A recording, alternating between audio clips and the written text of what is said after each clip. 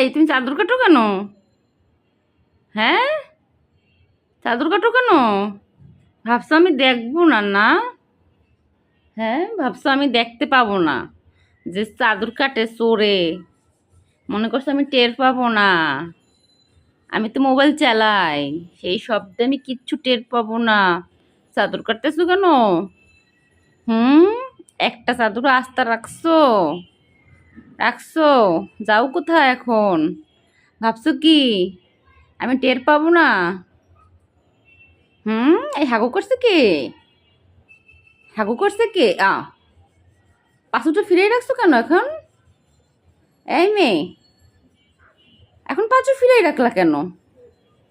হ্যাঁ, কি চাদর কাটছো কেন?